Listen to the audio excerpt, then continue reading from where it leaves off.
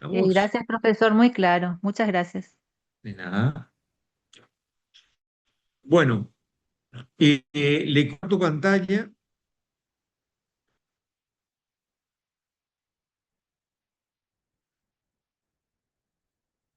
Ahí tienen lo que es, primero le hago una pequeña referencia a la unidad número 1 cuando vimos metodología interna. En el Código Civil anterior, todos los medios de extinción estaban enumerados en un artículo, que era el artículo 724. El capítulo se llamaba modos de extinción, el 724 enumeraba los modos de extinción, y en el artículo 725 ya comenzaba el primero, que era el pago. Bueno, situación que cambió en este Código Civil y Comercial, la metodología interna es distinta. ¿Por qué?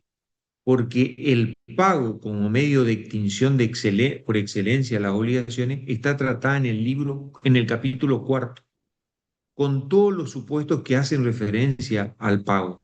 Pago por consignación, dación en pago, es decir, todos los institutos están tratados, inclusive la mora.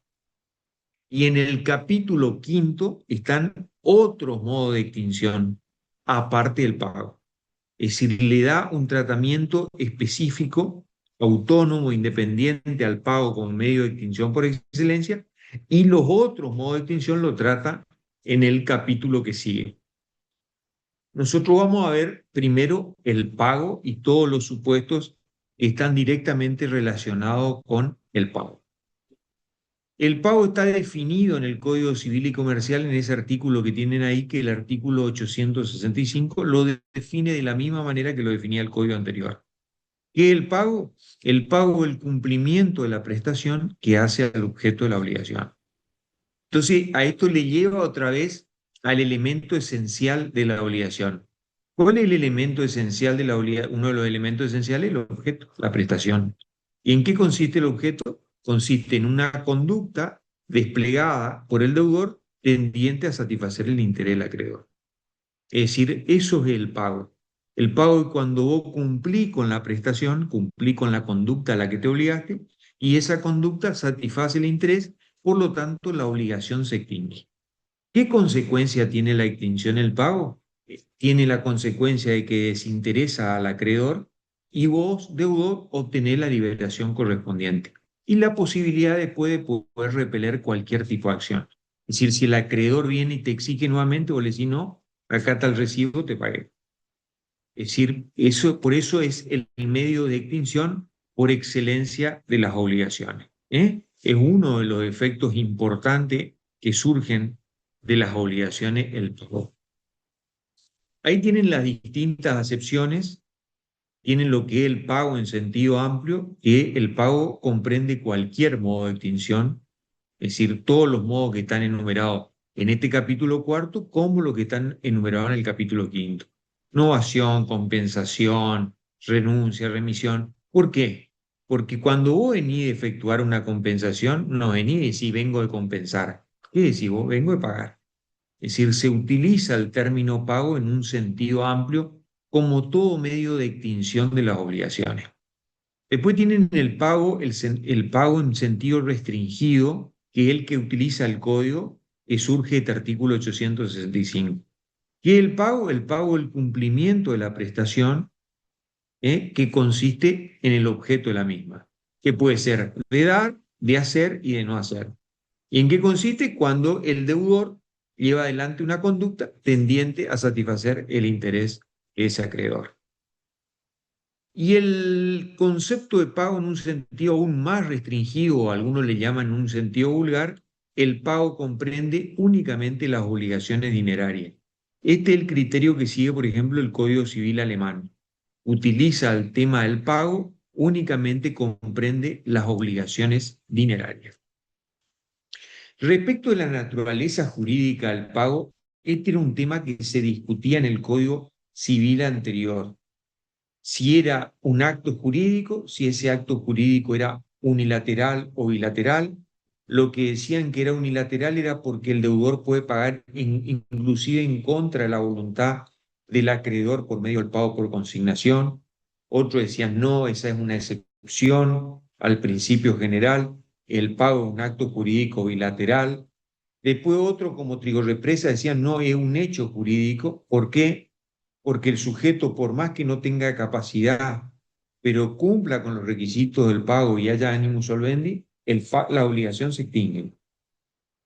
Vuelvo a lo mismo, era un principio, una excepción al principio general, y después habían autores que hablaban de un acto debido. En realidad, esa discusión que se planteaba en el código anterior hoy ya no existe. ¿Por qué? Porque ustedes tienen un artículo dentro del Código Civil y Comercial, que este que está acá, el 868, que dice reglas aplicables, dice la regla de los actos jurídicos se aplica al pago, con sujeción a las disposiciones de este capítulo. Ergo, ¿cuál es la naturaleza jurídica del pago? Un acto jurídico.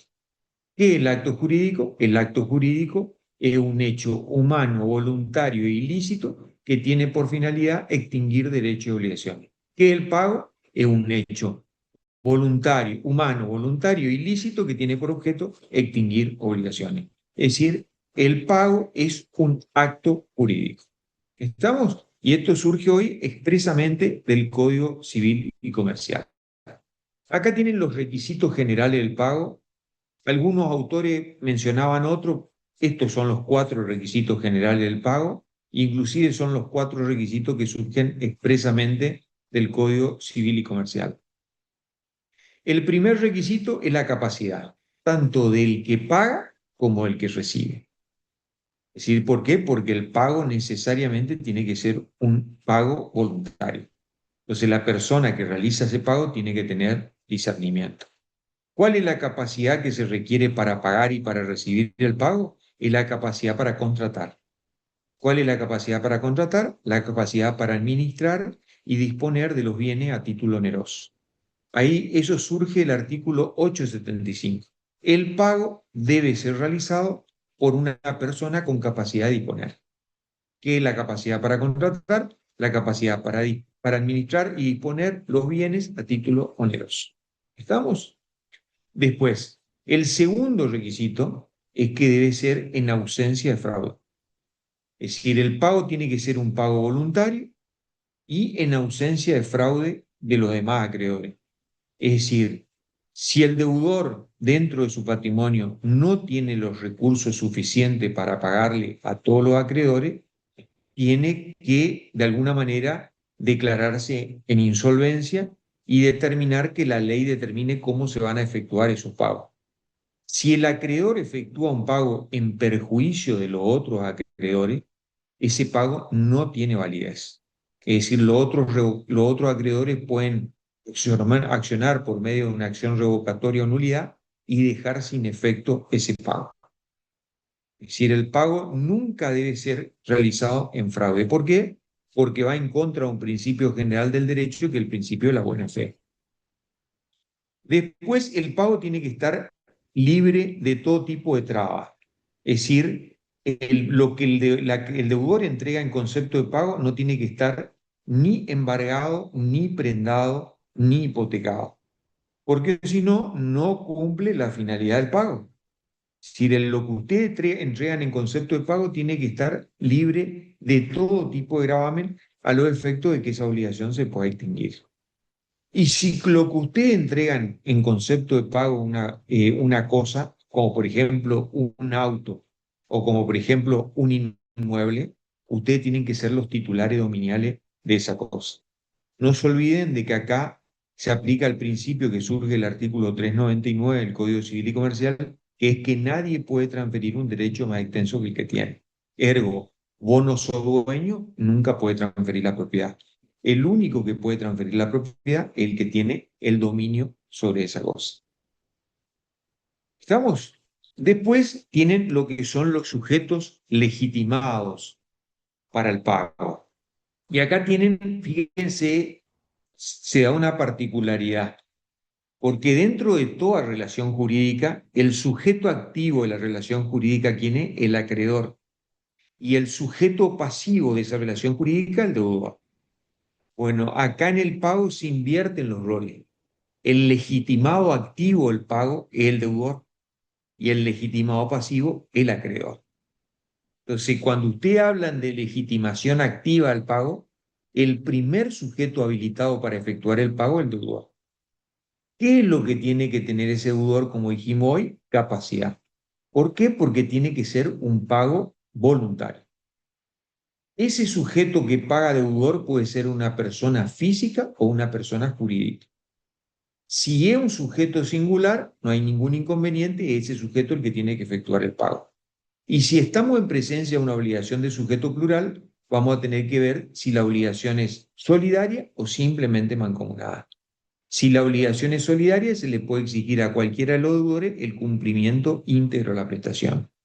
Y si la obligación es simplemente mancomunada, solamente se le puede exigir su cuota parte dentro de esa relación jurídica. ¿Quién más puede efectuar el pago? Los representantes. Los representantes pueden ser del deudor, pueden ser representantes legales, como por ejemplo el caso del padre o de la madre, si ese deudor es incapaz, o pueden ser representantes convencionales, como por ejemplo ustedes, abogados, el día de mañana, pueden tener un poder para pagar. Ese poder puede ser especial al solo efecto de efectuar el pago, o puede ser general para realizarle cualquier tipo de trámite, y dentro de esos trámites está el de pagar. ¿Quiénes son los otros sujetos que pueden pagar? Los sucesores, los herederos o los sucesores a título particular. La particularidad es que en el sucesor a título particular, como puede ser un cesionario, en ese caso solamente le alcanzan los efectos de la obligación cuando tienen relación con la cosa transmitida. Por ejemplo, se le transmite un bien hipotecado, el que tiene que pagar la hipoteca, el que recibe la cosa. Por ahí los efectos le alcanzaron porque están relacionados con la cosa que se transmite. En cambio, en el sucesor a título universal, como sería el heredero, se le transmiten todos los efectos. Por lo tanto, el heredero es acreedor y deudor de todo lo que el causante era acreedor y deudor. ¿Cómo pagan los herederos? En razón de su cuota hereditaria, de lo que le corresponde a cada uno por esa porción hereditaria. ¿Quién más puede efectuar el pago? Un tercero. No se olviden que el tercero es una persona extraña a la relación jurídica, pero sí está habilitado para efectuar el pago, siempre y cuando cumpla con todos los requisitos que hacen al objeto del pago. Es decir, identidad, integridad, puntualidad, que tiene que ver con lugar, tiempo y modo, y también lo que tiene que ver con el tema del animus solvens. Ese tercero pagador puede ser interesado o no interesado. El tercero interesado es aquella persona que puede pagar incluso en contra de la voluntad de ambas partes, del deudor y del acreedor. ¿Y por qué tercero interesado? Porque la falta de cumplimiento le puede terminar afectando su patrimonio, como por ejemplo el caso del garante. Es decir, el garante sabe que si el inquilino no paga, el locador va a venir contra él y le va a afectar su patrimonio, le va a embargar su casa, le va a embargar su auto, le va a embargar su sueldo. Entonces, para evitar de que eso ocurra, él paga.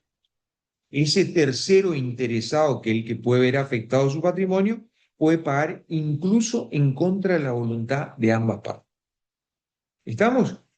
La otra particularidad para remarcar es que este supuesto no estaba regulado en el código anterior, sin embargo se hacía mención. Acá el código lo regula expresamente. Ahí tienen el artículo 881. Tercero interesado. Es la persona que al que el incumplimiento del deudor le puede causar un perjuicio o un menoscabo patrimonial. Y puede pagar en contra de la oposición individual o conjunta del acreedor o deudor, que es lo que acabamos de decir. Esto ya tiene regulación expresa dentro del Código Civil y Comercial. Y después tienen el tercero no interesado. El tercero no interesado es aquel que no va a sufrir ningún menoscabo y quiere efectuar el pago en virtud de la relación que tiene con el deudor. Puede ser un amigo, puede ser un pariente, y entonces quiere pagar a los fines de alguna manera, salvar lo que es esa situación en la que está el deudor. Pero únicamente el tercero no interesado puede pagar con la conformidad de ambas partes. De otra manera, no puede efectuar ese pago. Acá tienen las acciones que le competen a los terceros que pagaron. Y acá tienen que hacer una diferencia.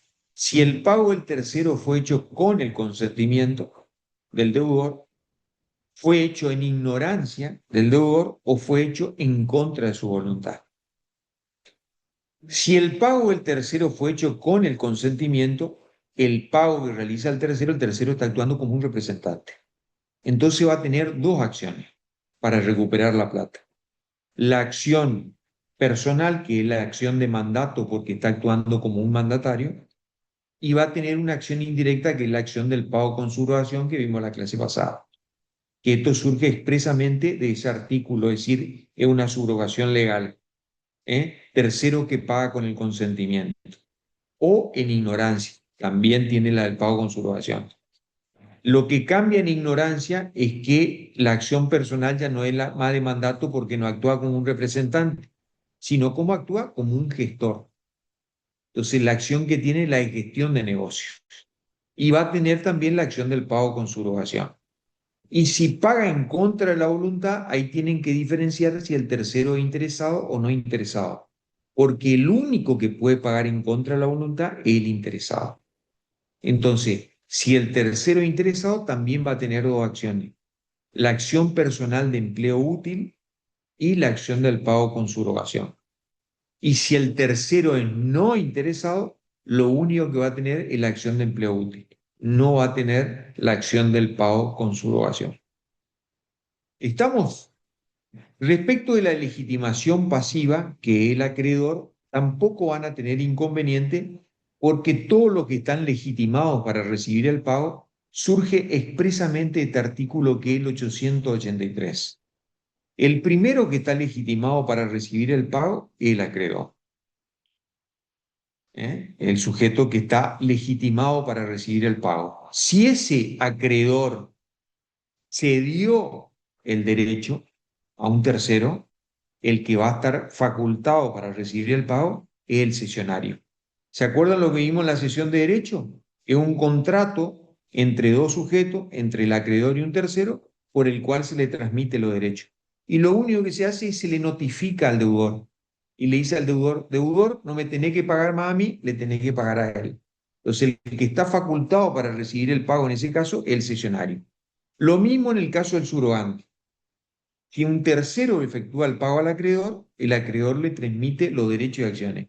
Por lo tanto, ese tercero se transforma en un nuevo acreedor. Entonces, el deudor a quién le tiene que pagar? Al subrogante.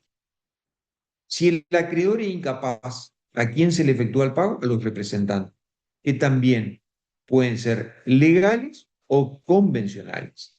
Y si son legales convencionales, pueden tener poder especial o poder general. Yo le conté el caso ese bueno, yo siendo abogado relativamente nuevo, no sé, díganme por ahí con una mani, con un dedito así, lo que están escuchando, si escucharon el caso, dejo, si no, le continúo. O sea, yo, abogado relativamente recién recibido, ya trabajaba en forma independiente, porque cuando comencé a ejercer, cuando me recibí, comencé a trabajar en distintos estudios como para ir viendo cómo era la temática del ejercicio de la profesión, que no es fácil. Y bueno, y después me largué solo, sí. Y bueno, uno de los primeros casos que tuve fue un caso de un accidente de tránsito que me trajo un pariente, que también son nuestros primeros clientes, los amigos y los parientes y los amigos de nuestros amigos, y así se va haciendo la cadena. Bueno, este me trajo un pariente, era un accidente de tránsito, y yo fui contra el autor del hecho y fui contra una empresa de seguro. La empresa de seguro era de Resistencia acá, del Chaco, y la verdad es que litigué bastante contra la empresa de seguro y bueno, para que me reconozca una cosa que era más que evidente. El juicio lo tenía ganado, ¿ya? Y la cuestión es que en todo momento traté de arreglar con la compañía de seguro, tratar de solucionar, pero la verdad que era bastante complicado, hasta que un día me llama el abogado del seguro y me dice, Sergio, yo ya tenía buena relación, me dice, Sergio, vamos a arreglar el juicio. Le digo, bueno, perfecto. Eh, Y le digo, ¿todo? Sí, todo. Ahí ya me dieron la facultad, vamos a arreglar capital y honorario. Así que, ¿qué te parece si mañana nos encontramos a las 7 de la mañana en tribunales? Me parece perfecto, le digo yo. Bueno, imagínense, esa noche no dormí y lo único que pasaba por mi cabeza es me veía colgado, durmiendo así en una hamaca paraguaya entre dos palmeras, más o menos en Bora Bora, con la plata que estaba por cobrar. Y fíjense otra particularidad. Yo estuve a las 7 de la mañana puntual ese día en tribunales, creo que me levanté 2 horas antes ya, pensando qué iba a hacer con la plata.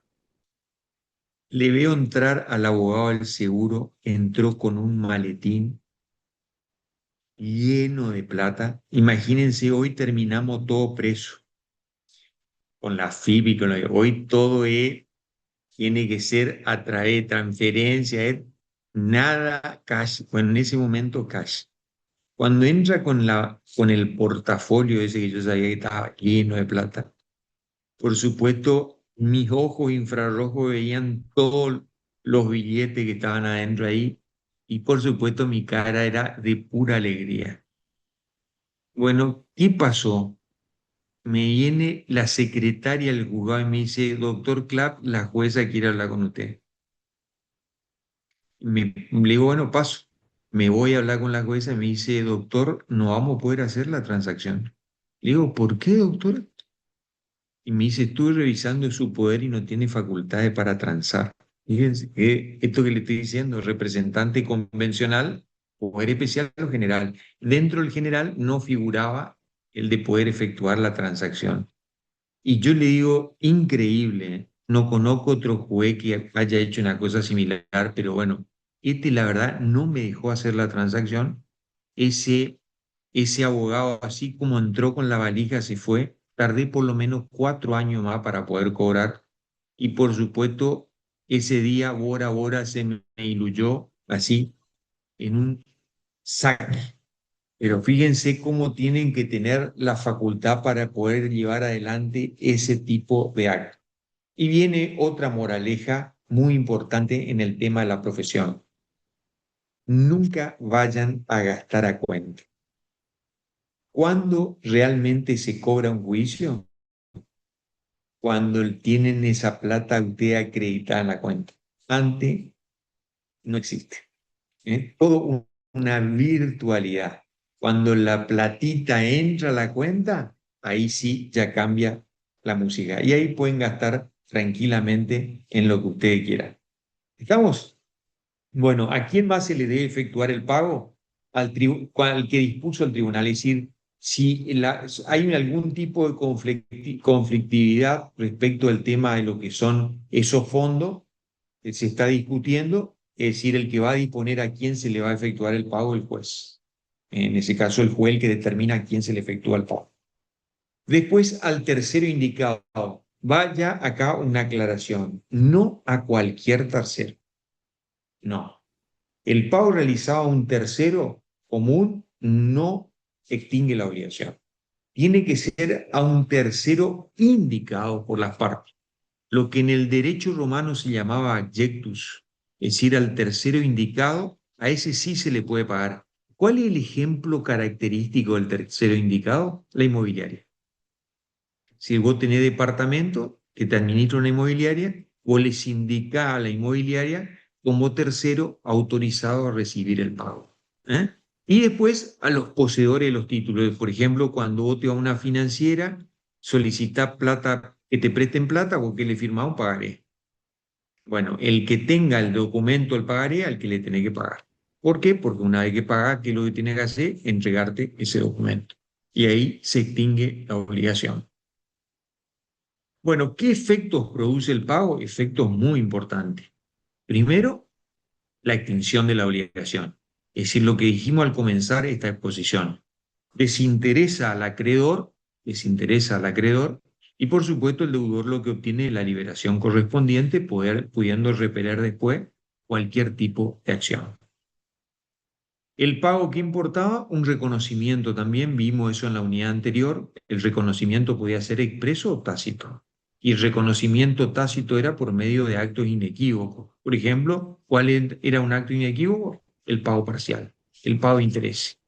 Es decir, el pago importa un reconocimiento de la obligación. Y después, el pago, por ejemplo, efectuado por una persona incapaz, por un menor, pero que cumple con todos los requisitos del pago, tiempo, lugar, exactitud, es un pago íntegro, es decir, el pago cumplido en tiempo y forma y con las condiciones que determina el contrato, subsana el vicio y extingue la obligación. Justamente ese autor que yo estudié mucho, como era Trigo Represa, se amparaba en esta cuestión para decir de que el pago no era un acto jurídico, sino en realidad un hecho jurídico. Pero vuelvo a repetir, es la excepción. El principio general es que el sujeto para poder efectuar el pago tiene que tener necesariamente capacidad. ¿Estamos? ¿Quieren hacer alguna pregunta hasta ahí?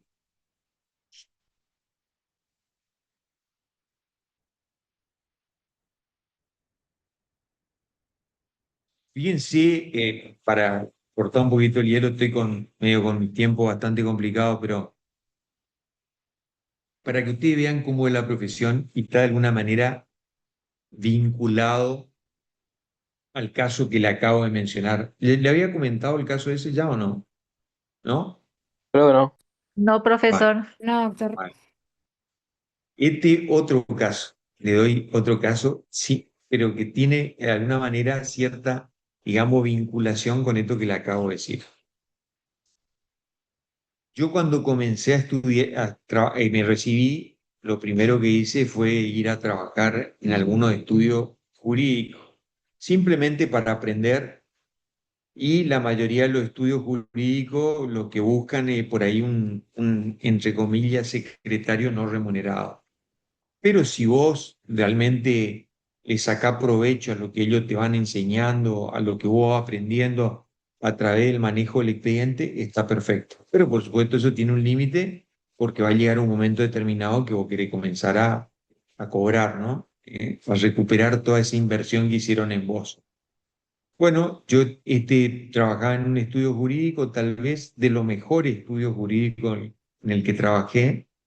El abogado con el que trabajaba, un muy buen abogado y sobre todo una persona muy generosa. Es decir, él me enseñaba, me decía, vení Sergio, mira esto y tal cosa. Pero la cuestión es que desde el día uno que yo entré a ese estudio jurídico, el abogado llegaba un momento el día que me decía, Sergio, este juicio es mi jubilación. No me diga, doctor, sí, juicio millonario, me decía Sergio. Ah, qué bueno, doctor, le felicito. Sí, no, esta es mi jubilación. La cuestión es que eso que le acabo de decir, más o menos fue durante 2 meses. En algún momento que yo estaba en el estudio, él me llamaba y me decía, Sergio, este juicio es mi jubilación. Qué bueno, doctor, le felicito, la verdad, se merece, porque ha trabajado tantos años, sí. Realmente el juicio era un juicio millonario, pero le digo fortuna. Era un crédito hipotecario. La cuestión es que cuando llega el mandamiento, o sea, la cédula para ejecutar lo que era el juicio, yo leo así y la ejecución era sobre un inmueble y a mí las características de la inmueble me daba como que era un barrio. Mm, ya me entró una mala sensación allí, pero no dije nada. La cuestión es que fuimos a hacer el mandamiento, que era el mandamiento ya de notificarle de que ese bien, si no pagaban, procedía a la subasta. Bueno, la cuestión es que cuando llegamos al lugar, un lugar realmente carenciado, y bueno, hasta el momento que llegamos en el lugar, él pensaba que en el medio de ese lugar, de ese barrio, él iba a aparecer esa mansión tremenda tipo de Beverly Hills, donde él iba a poder ejecutar y iba a realmente poder obtener su jubilación. Eran La cuestión terrenos es, usurpados. no, no, no, ahora le comento. La Ah, cuestión es que pasamos la casa, porque yo veo la dirección, no tenía puerta, era una cortina. Por supuesto que cuando yo veo el número me detengo Y él, yo creo que vio la casa, vio el número, pero dijo, no, esto no puede ser, y siguió caminando buscando esa mansión que iba a aparecer ahí, hasta que la mansión no apareció, retrocedió, por supuesto que golpeamos, no atendió una señora y le decía, mire señora, venimos de tal cosa, la señora le recibió el papel y demás, yo no le puedo contar lo que era la cara de ese abogado. No, estaba destruido porque su jubilación se le desvaneció. ¿Qué es lo que pasaba? Yo le comento lo que pasaba. Eran créditos inventados. Es decir, se formaban consultoras, las consultoras iban y conseguían gente, que esa gente era la que supuestamente sacaba el crédito, pero yo le puedo garantizar que esa gente no se quedaba ni con el 2% de la plata que le entregaban. Pero ese 2% para esa gente era fortuna. Esa gente entraba, iba a la consultora, hacía todo, armaban el expediente y salía la plata. Y esa plata fue. Entonces, cuando vos ejecutaba, porque esa persona no tenía posibilidad alguna de pagar, te encontraba con esta situación. Era tremendo. Pero bueno, tremenda la situación, pero lo más tremendo era la cara de este abogado cuando vio y se encontró con eso. Vuelve la moraleja nuevamente.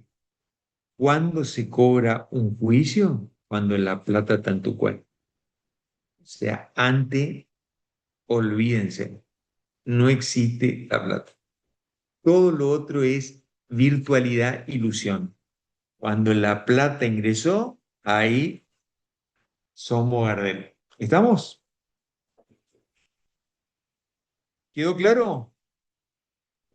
Sí, profe. Sí, doctor. Sí, Bien. Sí, profe. profesor. Vamos al objeto del pago. El objeto del pago tiene ciertos requisitos con los que hay que cumplir, que justamente hacen a la exactitud del pago. El primer requisito es la identidad. ¿Qué es lo que tiene que ver con la identidad? De que el deudor debe entregar aquello a lo que se comprometió al momento de constituir la obligación. Es decir, ¿por qué?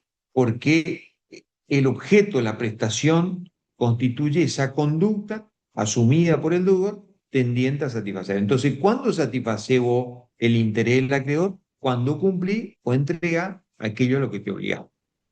Entonces, a eso hace el principio de identidad. Vos tenés que entregar o cumplir con la misma prestación a la que te obligaste en el momento de asumir esa obligación. Este principio general tiene dos excepciones. ¿Cuáles son esas dos excepciones? Las obligaciones facultativas, que ya vimos, porque en las obligaciones facultativas es una obligación que le da la posibilidad al deudor de cumplir con una prestación accesoria hasta el momento del pago. O sea que en ese caso el deudor puede entregar una cosa distinta a la convenida. Está violentando el principio de identidad, pero está permitido porque es un tipo de obligación. Y la otra es lo que vamos a ver ahora, que es la dación en pago. La dación en pago es cuando se entrega una cosa distinta, pero para entregar esa cosa distinta necesariamente requiere el consentimiento del acreedor. Es decir, vos le decís, mira, no te puedo entregar el inmueble porque lo tengo usurpado, pero te entrego lo que vale ese inmueble en una suma de pesos. Perfecto.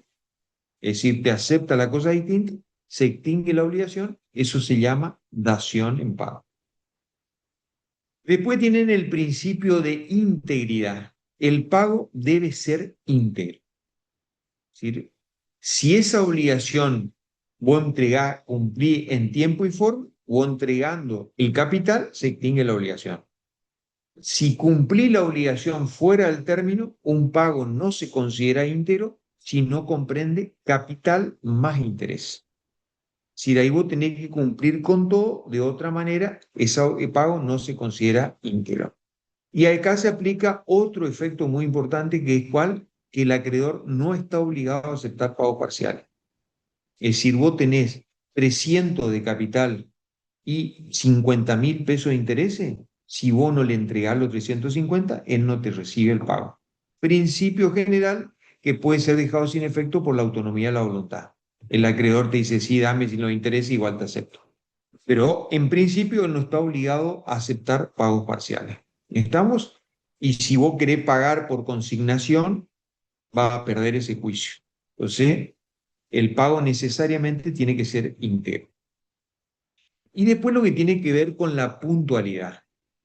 El tema de la puntualidad obedece a dos cuestiones que son lugar y tiempo. Es decir, ¿cuándo se debe efectuar el pago? En el tiempo estipulado, en el tiempo que surja el contrato. Por ejemplo, en los contratos de alquiler, los alquileres se pagan del 1 al 10 de cada mes. Entonces, dentro de esa fecha yo tengo que cumplir con el pago del alquiler, en el tiempo estipulado en el contrato. Si el contrato no tiene tiempo estipulado, ¿quién es el que va a determinar el tiempo de cumplimiento? El juez. Usted le dicen, señor juez, señáleme el plazo de cumplimiento. El juez señala, en ese plazo que determina el juez, tiene que cumplir. Y respecto del tema del lugar, el lugar en el lugar estipulado, es decir, en el lugar que usted, por ejemplo, va a pagar en el lugar que se encuentra la cosa. Se estipula en el contrato el lugar de cumplimiento. Si no hay lugar estipulado, en el domicilio del deudor. Siempre la excepción a ese principio es el domicilio del deudor. Y esos son los requisitos que hacen a la exactitud del pago, es decir, del objeto del pago. ¿Estamos? Después tienen lo que es la prueba del pago. Ustedes el pago lo pueden probar por cualquier medio probatorio. No hay ningún tipo de restricción. Inclusive hasta por presunciones, si quieren utilizar, pueden tratar de probar el pago. El problema, ¿cuál es el inconveniente? Por ejemplo, le dicen a una persona, yo te pagué. Entonces lleva 3 testigos y le decía a los testigos, ¿no es cierto que yo le pagué al señor? Sí, te pagó. Entonces el otro sujeto dice, no, vos no me pagás. Y entonces el sujeto que te dice, vos no me pagaste, le dice a los testigos, ¿no es cierto que él no me pagó? No, él no le pagó. Entonces tu palabra contra la palabra de él, la palabra de tus testigos contra los testigos de él, las presunciones, en definitiva, no pagan. ¿Qué es lo único que hace plena prueba del pago? El recibo. Si no tenés recibo, no está pagado y vas a tener que pagar de vuelta. Así funciona. Lo que realmente hace plena prueba del pago es el recibo. Hoy tienen otra modalidad, sobre todo en parte de lo que tiene que ver con las obligaciones dinerarias, que es lo que vamos a ver ahora, que tiene que ver con los pagos electrónicos. Pero si el pago ustedes lo efectúan de manera en efectivo, de manera física, necesariamente el recibo. No tienen el recibo, van a tener que volver a pagar. Sí, te escucho, Vázquez. Buenas tardes, profe. Acá entra lo del pago indebido también, ¿es como un ejemplo o no? ¿Cómo? Lo del pago indebido, ¿es como un ejemplo también o no? No, en el pago indebido era un ejemplo del enriquecimiento sin causa. Claro, ¿Por qué? Pero el pago indebido es un pago en realidad en sentido impropio, porque al no haber causa, no hay obligación. Y si no hay obligación, no puede haber pago, porque el pago es para extinguir la obligación, pero si vos no tenés obligación, ¿qué va a estar extinguiendo? Por eso es que en el pago indebido, vos en realidad le estás efectuando el pago a un sujeto que no le debes. Entonces vos le decís, no, pero yo no te debo, devolverme esa plata. ¿Me entendés? Es un supuesto de enriquecimiento sin causa. No hay en realidad pago en sentido literal. gracias, profe. Y nada. Muy bien. Vamos a la imputación del pago, que es el último punto de esta parte de lo que tiene que ver con el pago. Para que proceda la imputación de pago, es decir, imputar significa que ustedes determinen a qué obligación se va a atribuir ese pago. Entonces, para que proceda la imputación de pago se tienen que dar determinados presupuestos. ¿Cuáles son esos presupuestos? Varias obligaciones entre un mismo acreedor y un mismo deudor. todas esas obligaciones entre un mismo acreedor y un mismo deudor tienen que ser de la misma naturaleza. Por eso es que en la mayoría de los casos son todas obligaciones dinerarias. Y el último de los presupuestos es que los bienes, el patrimonio del deudor, no alcanza a cubrir todas esas obligaciones. Por eso, como no alcanza a cubrir todas las obligaciones, ¿qué tenemos que hacer? Imputar, determinar qué tipo de obligación vamos a pagar y cuáles no. Esa es la imputación. Varias obligaciones entre un mismo deudor y un mismo acreedor, todas de la misma naturaleza, y los bienes del deudor no alcanzan a cubrir todas las deudas. Entonces hay que imputar. Primera cuestión, ¿quién imputa? El primero que imputa es el deudor. Y al momento de pagar, en el recibo dice imputo a la obligación tal. Si al momento de efectuar el pago el deudor no efectúa la imputación, el que efectúa la imputación es el acreedor. El acreedor te consigna en el recibo a qué se va a imputar esa plata que vos entregás. Como por ejemplo, si vos te vas a pagar el capital pero no entregar los intereses, yo primero te imputo a los intereses y el saldo te imputo al capital. Es decir, yo imputo a qué se va a hacer referencia esa plata que vos me entregás. Si ni el deudor ni el acreedor imputan, la imputación es legal. Y el que interpreta la ley es el juez. ¿Y qué es lo que surge de la ley? Que la imputación se realiza siempre aquella obligación que resulta más gravosa por el deudor, o porque lleva interés, o porque está vencida, o porque tiene una cláusula penal. Entonces, en ese caso, la imputación, ¿quién la realiza? El juez, en virtud de lo que determina expresamente la ley. ¿Cuál es el artículo? Este que tienen acá, 902, imputación legal. ¿Quieren hacer alguna pregunta? O si no, entramos a ver lo que es el tema del pago por medios electrónicos. ¿Vamos?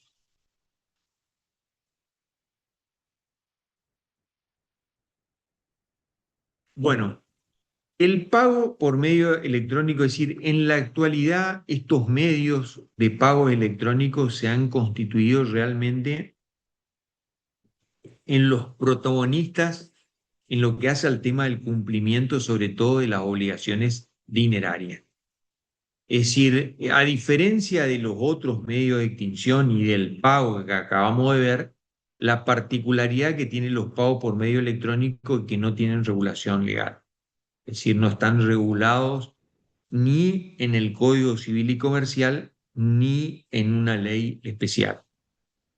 Y los pagos por medio electrónico son los pagos que nosotros efectuamos ya sea a través de una transferencia, que se pueden hacer a través de cuentas bancarias o de cuentas virtuales, o el pago que hacemos a través de lo que es un QR.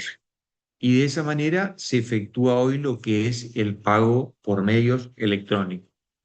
Los más comunes, los que más utilizamos, son lo que es el tema, por ejemplo, de Mercado Pago o lo que es Modo.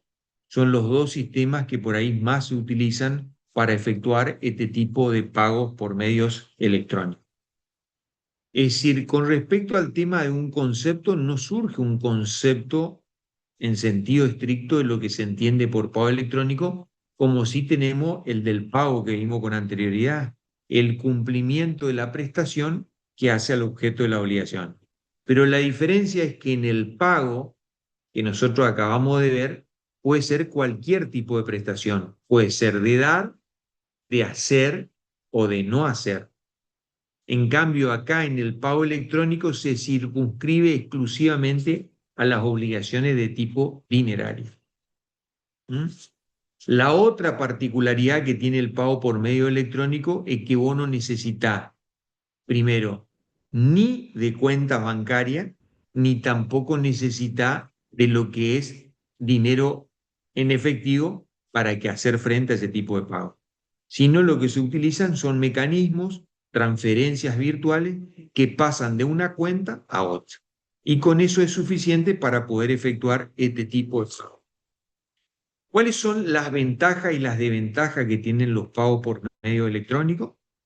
Es decir, las ventajas, hoy yo diría principal, sin lugar a duda, la comodidad. Es decir, vos te vas a cualquier lugar,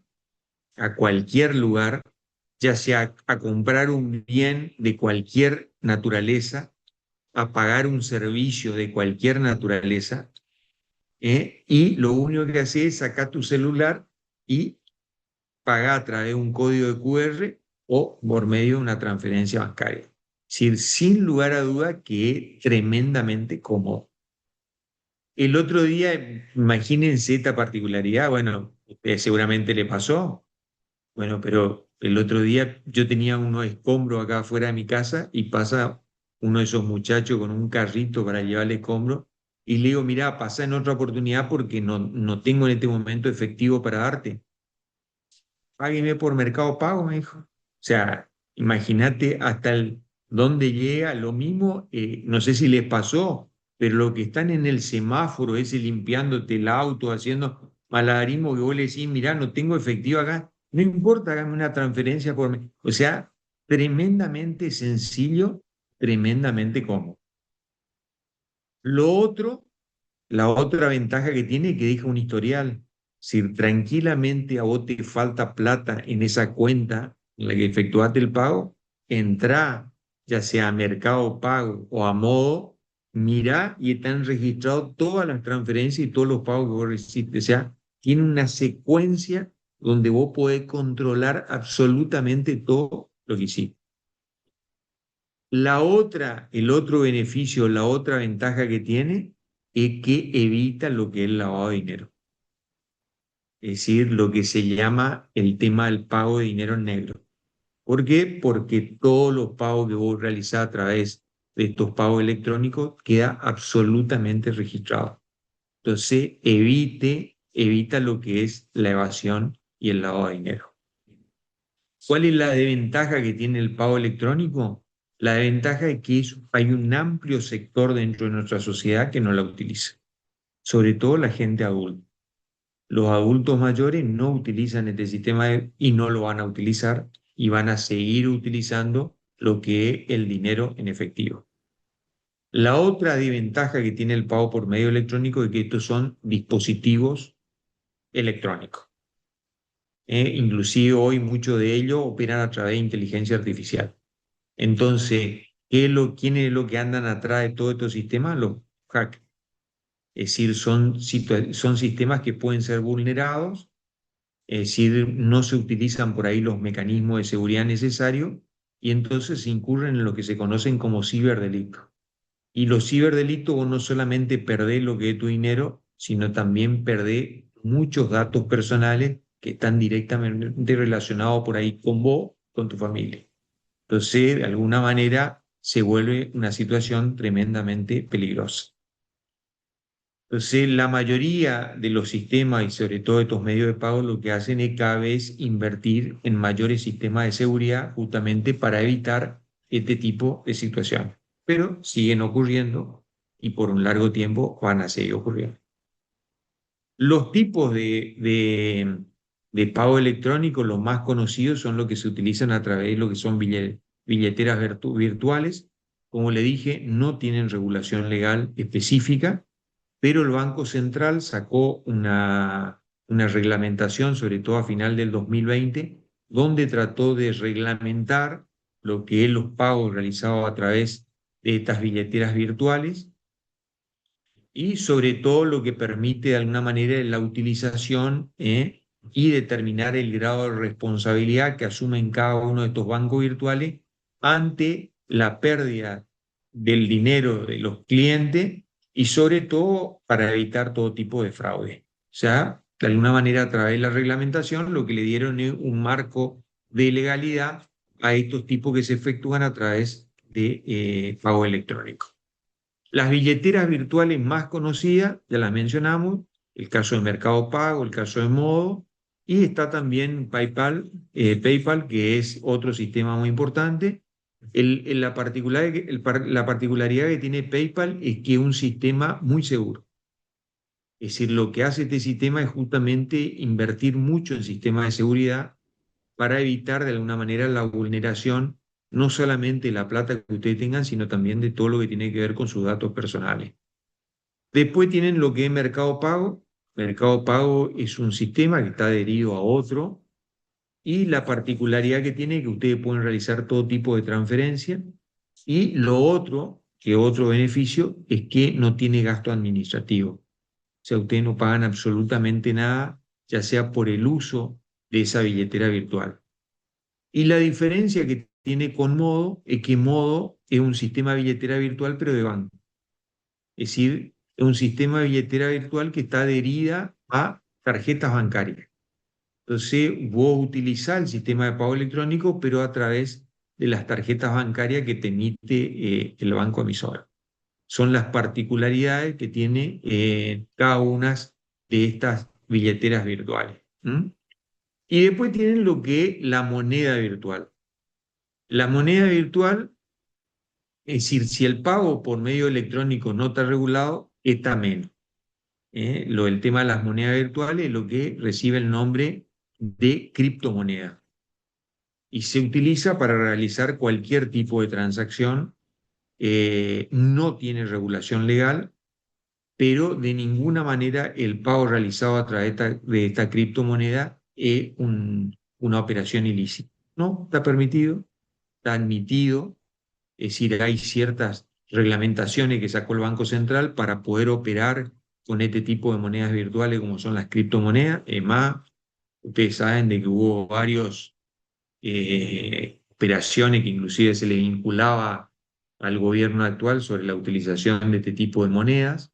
O sea que es un sistema que se utiliza para los que entienden sobre este tipo de criptomonedas o monedas virtuales, generan altos beneficios, como también pueden generar complicaciones. Y las reglamentaciones del Banco Central, más que nada, estaban dirigidas justamente a evitar la utilización de plataformas que operan con este tipo de criptomonedas que no están autorizadas, justamente para evitar cualquier tipo de responsabilidad que puedan derivar de las mismas. Pero es un pago también que se utiliza mucho y está plenamente admitido independientemente que no tenga regulación legal. ¿Estamos? Dación en pago. Lo que le dije hoy, la dación en pago es una excepción al principio de identidad. Es decir, ¿cuál era el principio de identidad? Que el deudor debía entregar la misma prestación comprometida al momento de constituirse la obligación. Bueno, en la dación en pago, ¿qué? Se entrega una cosa distinta. Se cumple con una prestación distinta, pero la particularidad que tiene es que es con la conformidad del acreedor. El acreedor te dice, sí, acepto. Entonces se vulnera el principio de identidad, pero con la conformidad del acreedor. Y eso surge del artículo 942. La obligación se extingue cuando el acreedor voluntariamente acepta en pago una prestación distinta a la del pago. Eso es la dación en pago. Cuando se entrega una cosa distinta a la acordada con la conformidad del acreedor. Estos son los requisitos: la existencia de una obligación válida, que el pago se realice con una cosa distinta a la convenida, se vulnera el principio de identidad, pero necesariamente se requiere el acuerdo de la... Es decir, necesariamente se requiere el acuerdo del acreedor para poder efectuar ese pago. La dación en pago se rige de manera subsidiaria por las disposiciones normativas de la figura que tenga más afinidad con lo que ustedes están realizando. Por ejemplo, si ustedes lo que entregan en cumplimiento de la obligación es un crédito, supletoriamente se va a regir por las normas de la cesión de derecho. Si lo que ustedes entregan es una cosa, se va a regir supletoriamente por las disposiciones normativas del contrato de compraventa. Si ustedes responden, entregan una cosa, al entregar una cosa van a tener que responder por evicción y por vicios redictorios sobre esa cosa. Ahora bien, si ustedes entregan una cosa que está turbada, por ejemplo, entregan un inmueble y el inmueble está usurpado, es decir, la turbación de ese derecho no hace renacer la obligación original. No, esa obligación se extinguió. Es decir, lo único que ustedes pueden hacer es reclamar daños y perjuicios justamente por esa evicción. Pero la obligación original no renace. Y eso surge de la parte final de este artículo 943. Dice, primera parte, la dación en pago se rige por las disposiciones aplicables al contrato que tenga mayor afinidad. Cesión de crédito, compraventa, es decir, permuta, la que tenga mayor afinidad. Y después dice, el deudor responde, si usted entrega una cosa, por evicción y vicio reditorio de lo entregado.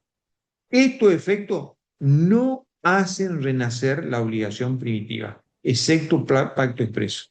Lo único que ustedes pueden hacer en ese caso es reclamar daños y perjuicios. Pero la obligación primitiva se extinguió, salvo que ustedes hubieran establecido lo contrario en ese contrato.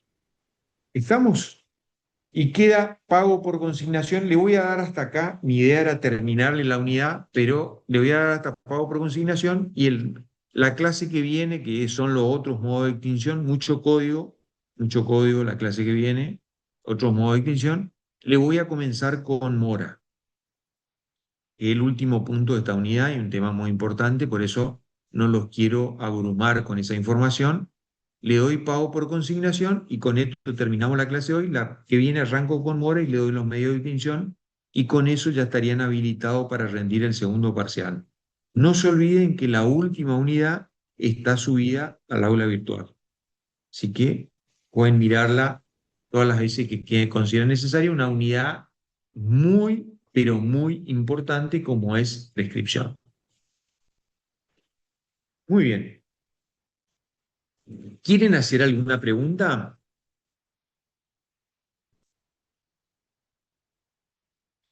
Doctor. Muy Profe, bien. usted, Sí, te profe, escucho. usted podría subir ahora después en el aula virtual estas diapositivas, porque en particular el tema de los pagos por No, medios electrónicos no están no está en está en el el libro. material. Está en el libro. Ah, bueno, yo nomás no lo encontré. Tengo ¿Eh? la versión vieja. Tengo la versión vieja, por Ah, eso. bueno, por eso, de alguno que tenga la versión nueva, pedirle para sacar una fotocopia. Gracias, Son, profe. son poquitas hojas, lo que Sí, tiene sí, que ver sí, con Pau. sí, es corto. Simplemente. Yo Gracias. no subo los power, o sea, los power están sacados del libro, digamos.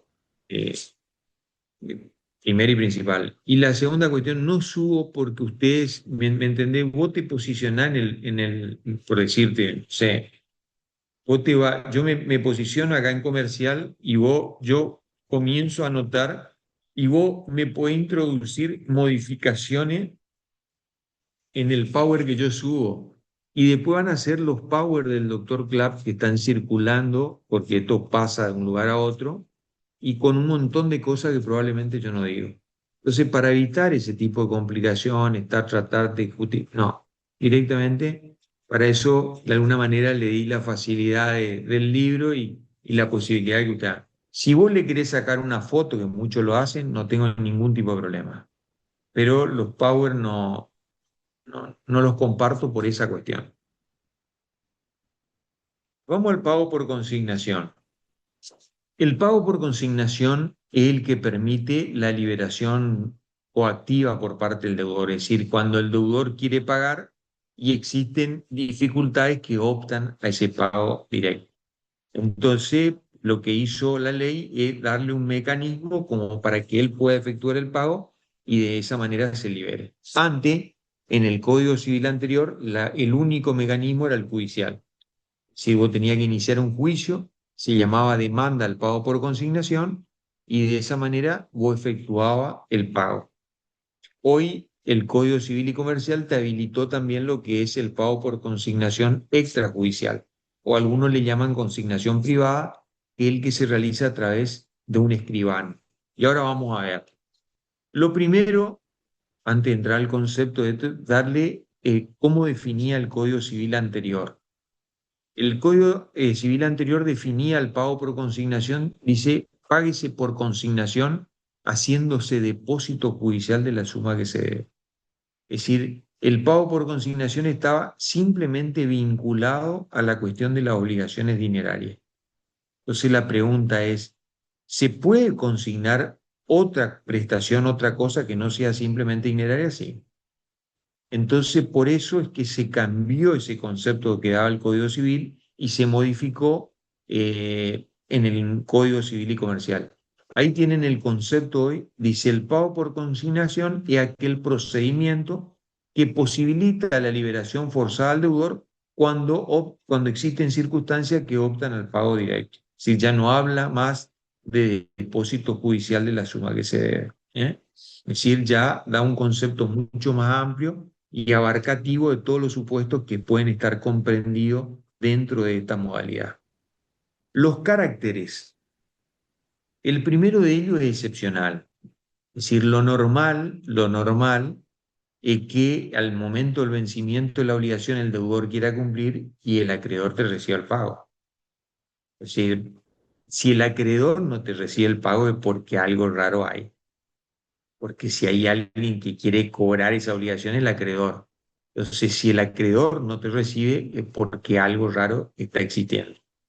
Entonces, un pago primero excepcional.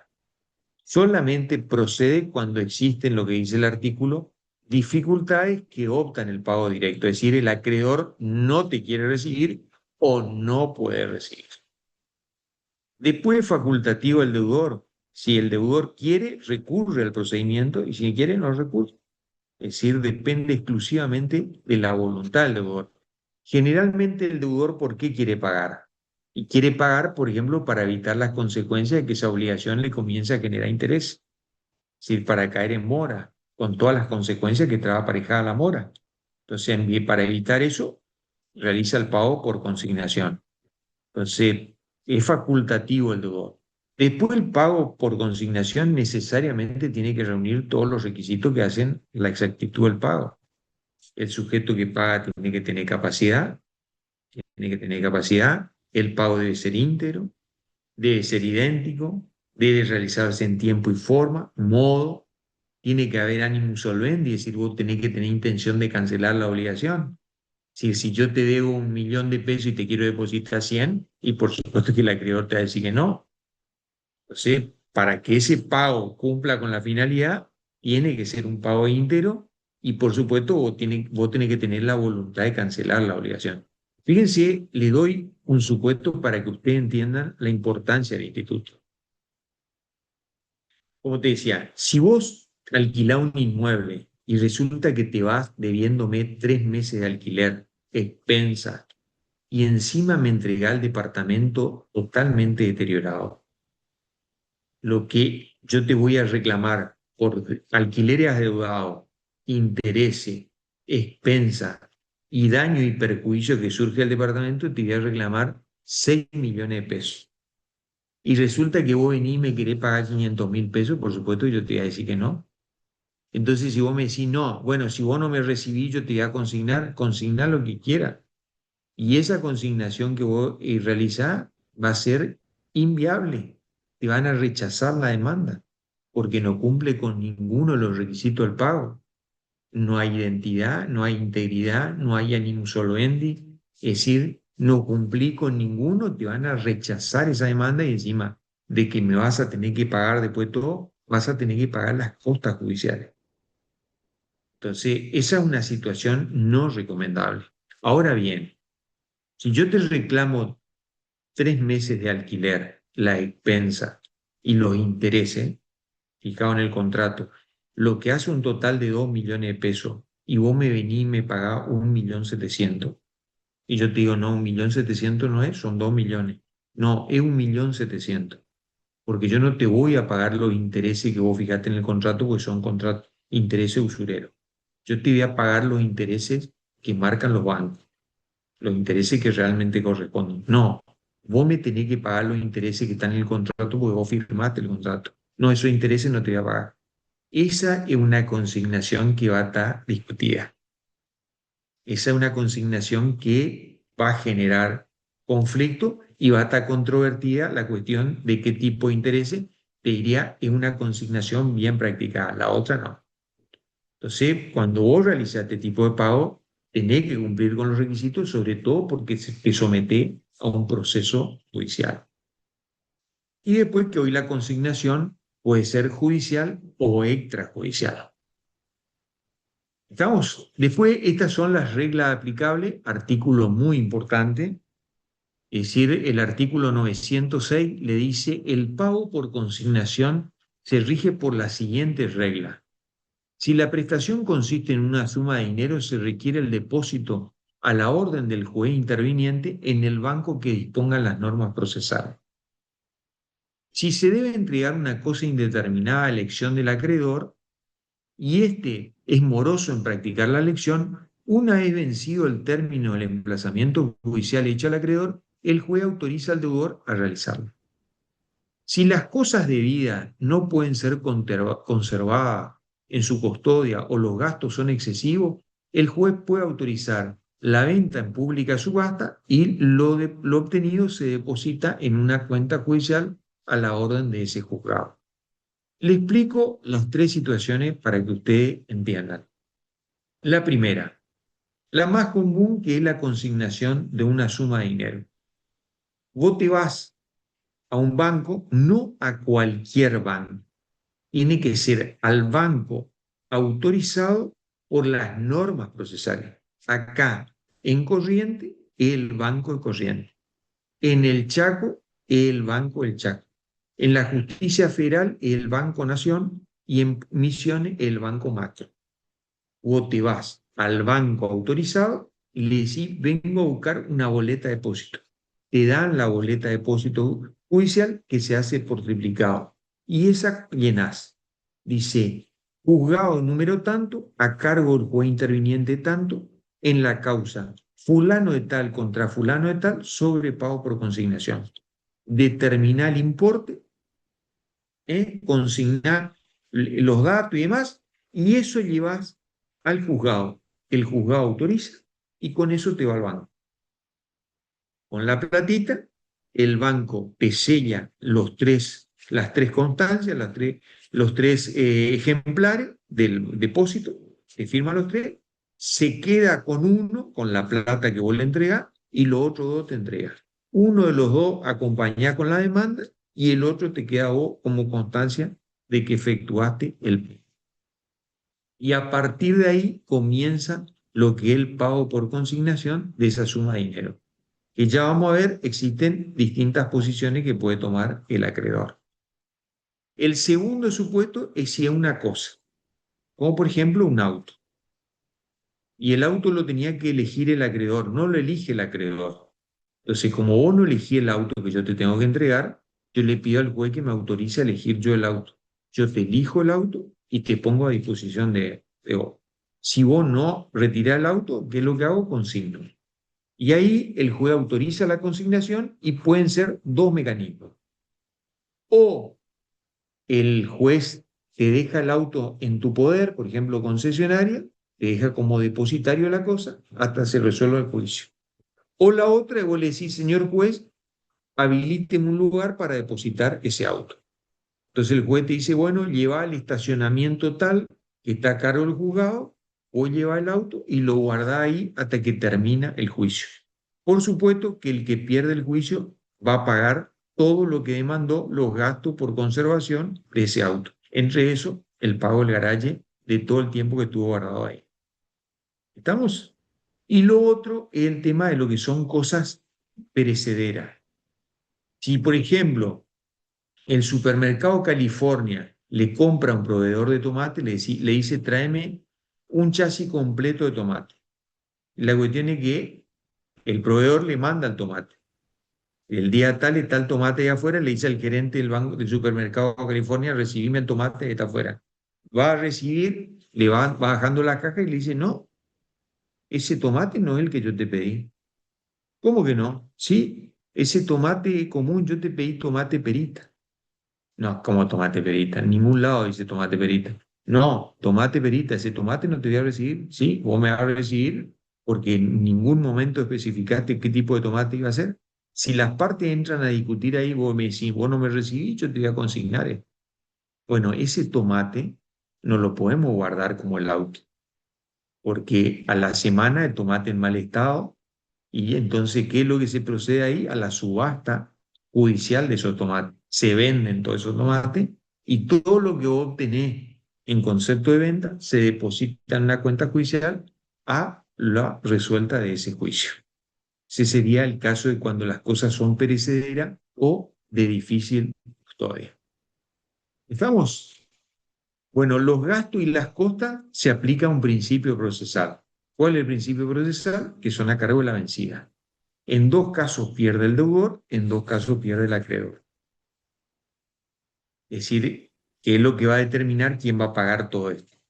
Por ejemplo, si vos efectuás un pago por consignación deudor y resulta que vos te das cuenta que el pago no está bien efectuado y te arrepentís y retirás el depósito, vos pagás el deudor.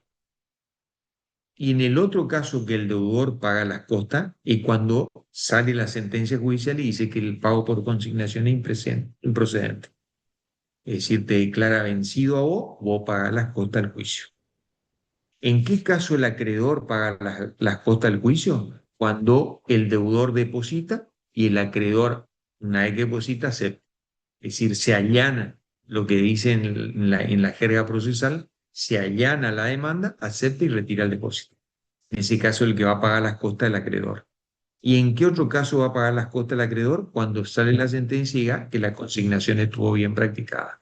Es decir, el que va a perder ese juicio va a ser el acreedor y él el que va a tener que pagar las costas judiciales. Y después tiene lo que es la consignación extrajudicial o consignación privada, como le llaman otros, que es la consignación que se efectúa a través de un escribano. Bueno, la primera particularidad que ustedes tienen que tener en cuenta acá es que 2 situaciones muy importantes. Únicamente procede esta consignación en suma de dinero. Es decir, no se dan las otras variantes que vimos hoy en el artículo 906, no. Solamente suma de dinero. Y lo otro es que el mecanismo es bueno siempre y cuando el acreedor acepte.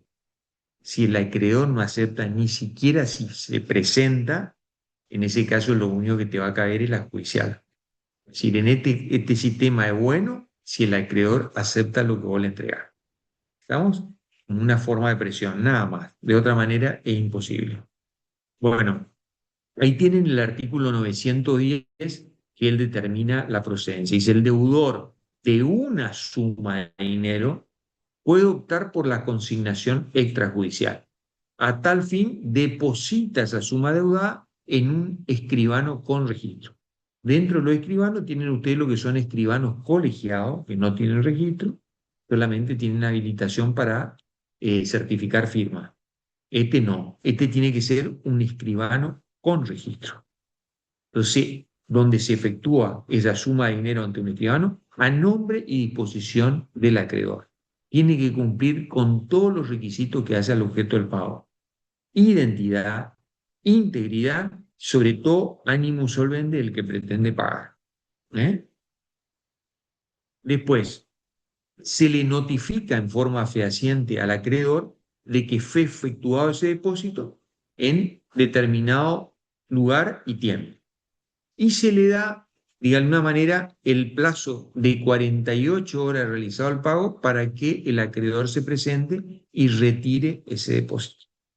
Bueno, ahí tienen después las distintas opciones o las distintas hipótesis respecto a lo que es el derecho del acreedor. Por ejemplo, el primero, el acreedor acepta el procedimiento y retira el depósito.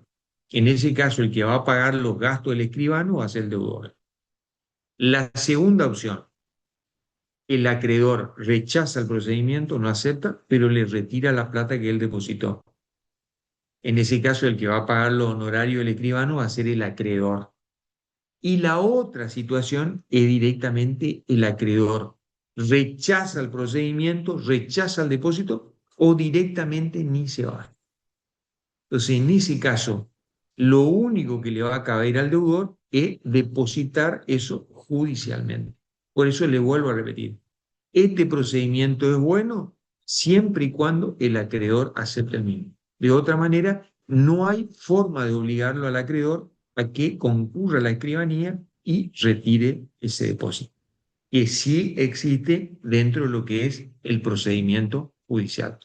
porque en el procedimiento judicial yo te corro traslado de la demanda, o no te presentas y yo continúo el juicio en rebeldía tuya. Acá no.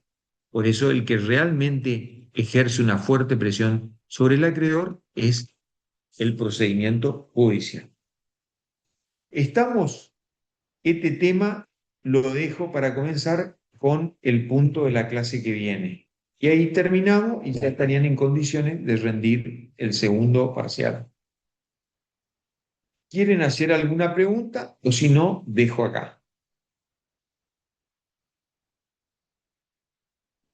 Que tengan una excelente tarde. Estamos en contacto, a disposición para los que necesiten. Saludos Gracias, doctor. cordiales para todos. Gracias, doctor.